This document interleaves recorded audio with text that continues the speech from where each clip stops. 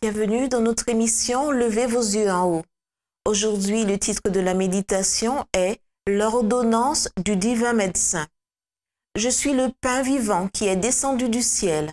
Si quelqu'un mange de ce pain, il vivra éternellement. Et le pain que je donnerai, c'est ma chair que je donnerai pour la vie du monde. Jean 6, verset 51. Pour la santé et la vitalité de l'âme, le divin médecin a prescrit la communion avec lui-même. Nous devons nous asseoir à ses pieds et apprendre de lui comment devenir doux et humble de cœur. La santé spirituelle dépend de la nourriture donnée à l'esprit et de l'air qu'il respire. L'âme a besoin de nourriture et pour l'obtention de cette nourriture, la parole de Dieu doit être étudiée. L'inhalation d'un air pur est essentielle à la guérison à la maladie. Et il n'est pas moins essentiel que l'atmosphère que nous respirons dans notre vie spirituelle soit pure.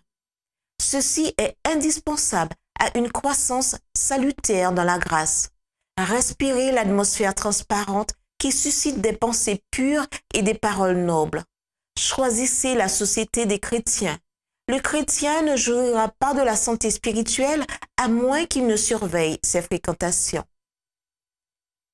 Chaque chrétien, véritablement chrétien, doit grandir. Il doit constamment croître en sagesse et en connaissance.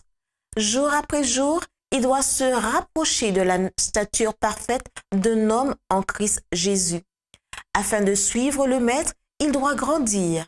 Il doit apprécier de plus en plus profondément l'amour de Dieu et obtenir une connaissance plus précise de sa volonté. Si sa lumière ne brille pas avec un éclat de plus en plus vif, sa foi s'affaiblit, son amour diminue. Et à moins qu'il ne perçoive et ne reconnaisse le danger qu'il court, il fait à la cause de Dieu plus de mal qu'un homme franchement incroyant. La piété quitte le temple de son âme. Il se détourne à la légère des devoirs et des responsabilités. Par lui, le Fils de Dieu est de nouveau crucifié et humilié ouvertement. Pour croître en grâce, l'exercice est essentiel. Lorsqu'on fait faire aux malades spirituels des exercices spirituels, une transformation du caractère prend place. La santé de la vie spirituelle dépend de l'exercice.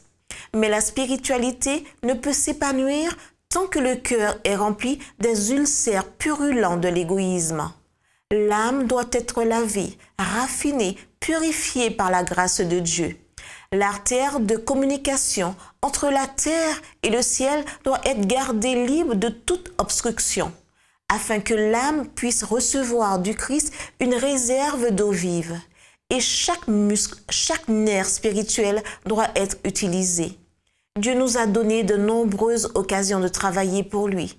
Si nous ne profitons pas de ces occasions, nous ne pouvons pas être des chrétiens qui croissent. Lorsque nous aurons le Christ en nous, l'espérance de la gloire, un changement marqué sera constaté dans l'expérience religieuse de ceux qui se déclarent chrétiens. C'était notre émission Levez vos yeux en haut.